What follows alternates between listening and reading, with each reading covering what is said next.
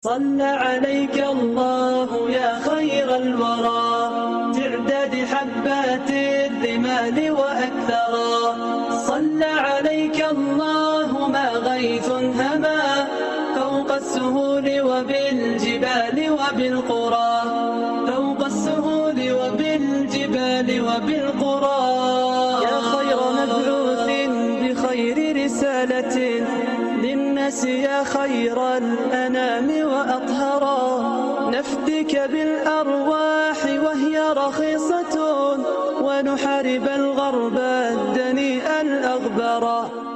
بسم الله الرحمن الرحيم. الحمد لله الذي هدانا لهذا وما كنا لنهتدي لولا أن هدانا الله. لقد جاءت رسول ربنا بالحق. صلوا على رسولنا محمد، صلوا على شفيع ذنوبنا محمد، صلوا على طبيب قلوبنا وقرة أعيننا محمد.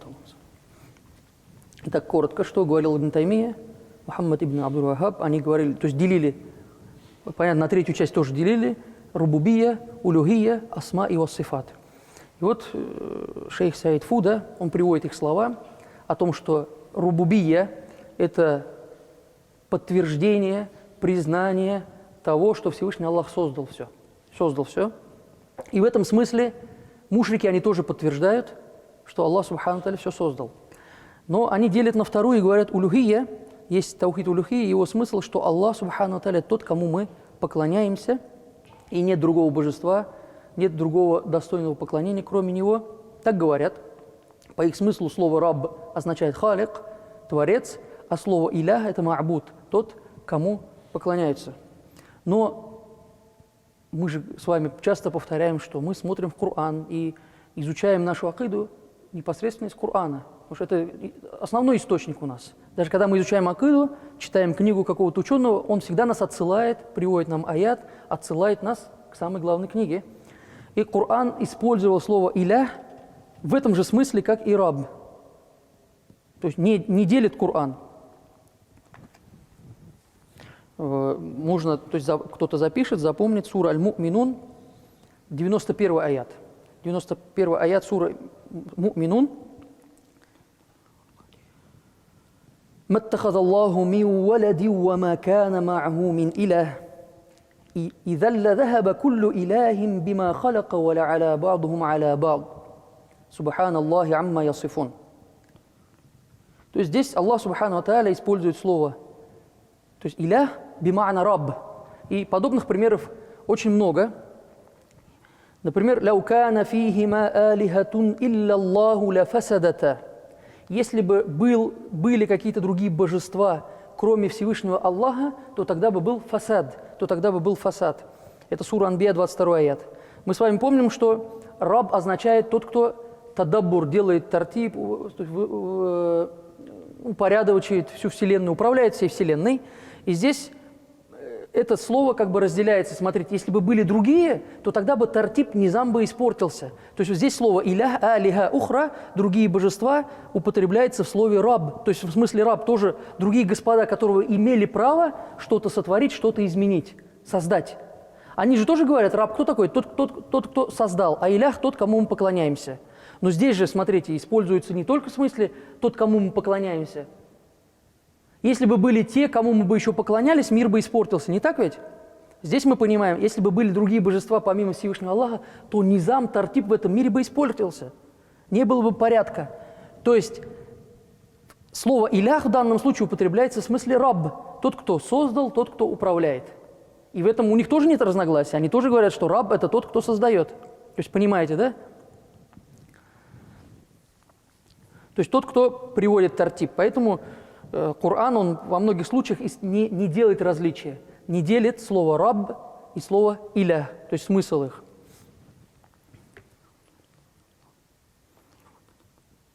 Тот, кто будет смотреть на далили, поймет, что тот, кто является иляхом, он должен быть раббом. То есть божество, Бог должен быть Господом. И тот, кто будет раббом, обязательно он должен быть иляхом. И невозможно, чтобы раб был Господь, не будучи иляхом. То есть признать, что есть Господь, но он не тот, кому мы поклоняемся. И чтобы был илях, не раб. не Господь. И, то есть, они начали делить, вот эта некая категория людей, кого мы сейчас говорим, псевдосаляфиты, они начали делить вот эти два понятия, но на это у них нет серьезного далиля. Нет серьезного далиля, и мы можем сказать, что это бида, это деление. Они говорят, ну это же иджтихад, мы вот сделали, Ибн Таймия сделал такой иджтихад, и мы вот поделили на 3 части. Но мы сейчас покажем, что этот иджтихад несостоятелен, ведь мы с вами убедились, потому что противоречит смыслу, явному смыслу аятов Корана. И мы не можем принять этот иджтихад. То есть он необоснованный. То есть такое деление бида. Почему вы за ним идете, за этим делением? Рубубия, улюхия, асма ва сифат. То есть где у вас худжа, чтобы разделить на эти 3 части? То есть он говорит, что разделили таухид улюхия, ва рубубия, ва хаза хата. И это ошибка, говорит шейх. Дальше он приводит очень много, то есть продолжает эту идею, продолжает эту тему и показывает, показывает несостоятельность данного утверждения. То есть, мне кажется, столько далилей было достаточно, и мы не будем уже углубляться. То есть мы с вами поняли то, что слово «раб» используется как «илях», и «илях» используется как «раб». Поэтому тот, кто является нашим Господом, тот, кто нас создал, тому мы и поклоняемся. Мушрики же, они считали, что был раб другой, кто может создавать помимо Всевышнего Аллаха. В этом их ошибка. То есть рубуби они не признавали. В самой основе у них есть ошибка в рубуби. Они не признавали, что Аллах Субхану Тааля мог создавать. Они считают, что кто-то помимо Всевышнего Аллаха может сделать, что-то предпринять, что-то создать.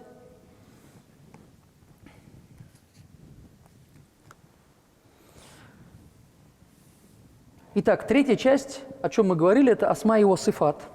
То есть вера, то есть верить в сифаты, имена Всевышнего Аллаха. И говорит, это именно один вид из таухида, якулюна бихи таифа аль-вахабия, пишет шейх Саид Фуда. У них это называется таухид асма и ва сифат. И как они это понимают, как это пояснил Ибн Бас, ну, если коротко говорить, то есть хасаль калям,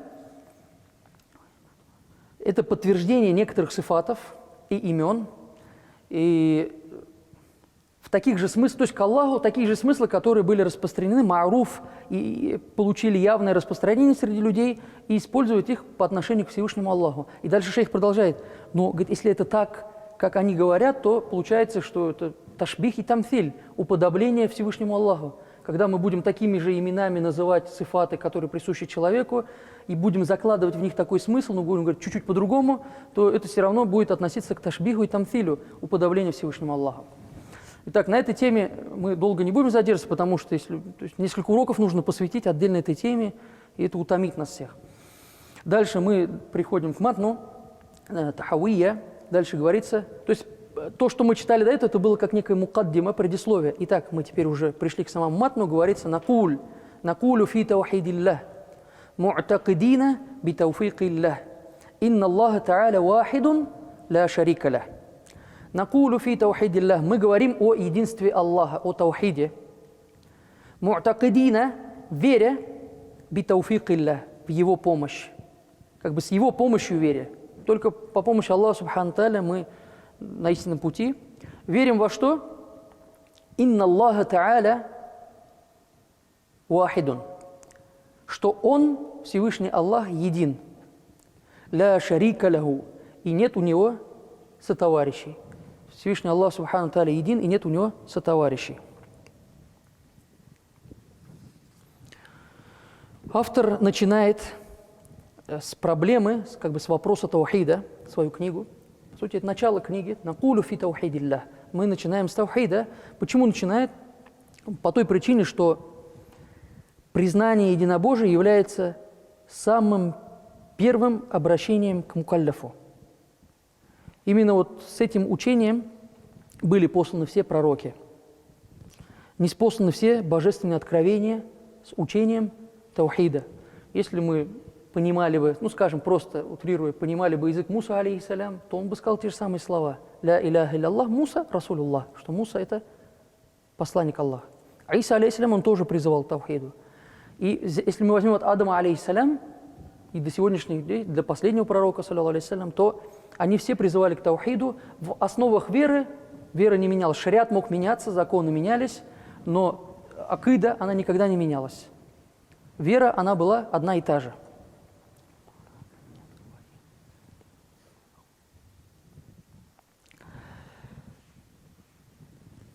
И вот слова му'такидина в состоянии веры, она заменяет местоимение накуль. Вначале, то есть мы говорим накуль, мы говорим как му'такидина. Мы говорим, то есть вначале говорится, что накулю, и оно утверждает факт необходимости веры. Потому что только свидетельство языка, например, без сердца, без участия сердца, без икрара недостаточно, то есть это будет проявлением лицемерия. И Аллах Субхану ва Тааля сказал об этом: «Аста'иду биллах, калу аманна би афвахихим, ва лям ту'мин кулубухум». Чьи уста, их уста говорили: мы уверовали, в то время как их сердца не уверовали. То есть нифак. Об этом мы тоже поговорим, о двух составных веры, когда дойдем в матне. Там будет такой вопрос, что иман – это икрару биль-лисан, подтверждение языком, и произнесение языком и подтверждение сердцем. Например, в книге Мухтасар приводится интересно, там говорится, что камалюль иман – совершенство веры. Вера совершенна когда? Когда есть произнесение языком, подтверждение сердцем и амаль – действиями. Это вера совершенна. Но вера без амаля может быть. Является ли амаль условием существования веры? То есть два условия у него есть, понятно. Имам Тахауи пишет о двух условиях, он не пишет о трех. И вот именно мы же с вами говорили о некоторых шархах, которые по сути являются раддом. Например, там приходит, что Аллах не нуждается в 6 сторонах света. Ибн Абиль-Ис илля аль-фаук, кроме верха. Например, этот вопрос опять добавлять. Здесь он ошибся, должен был еще добавить, что амаль нужно делать. То есть, по сути, книга является не шархом, не толкованием акиды Тахауи, а по сути является раддом, опровержением ее. И от этой книги они тоже отойти не могут, потому что иначе получится, что какая-то новая секта появилась. Им нужно себя причислить к великому исламскому наследию. Они говорят: мы изучаем акиду Тахауия. И когда им говоришь: мы тоже изучаем акиду Тахауия, они начинают говорить: по какому шарху? И какой бы шарх ты ни назвал, это будет неправильным, если ты не назовешь шарх ибн Абиль-Иса. Только один. То есть ты можешь 20 шархов перечислить и сказать: нет, вот только вот этот надо изучать, это правильно. И изучая его, ты понимаешь, что он просто опровергает акиду Тахауия. Им нужно было приникнуть, скажем, прилипнуть к этому иснаду. Сказать, что книга с иснадом, достоверная книга, и мы должны... Ну, современные псевдосаляфиты, они уже утверждают и говорят: нам нужно уже отойти от книги Тахауия, потому что это, говорит, не наша книга, нам ее навязали, и вот подобные слова уже начинают произносить.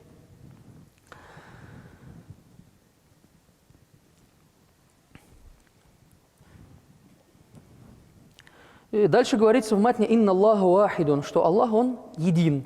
Мы не говорим один, потому что один сразу приходит на ум два. Мы говорим, что един в смысле, что не бывает уже два, не бывает три.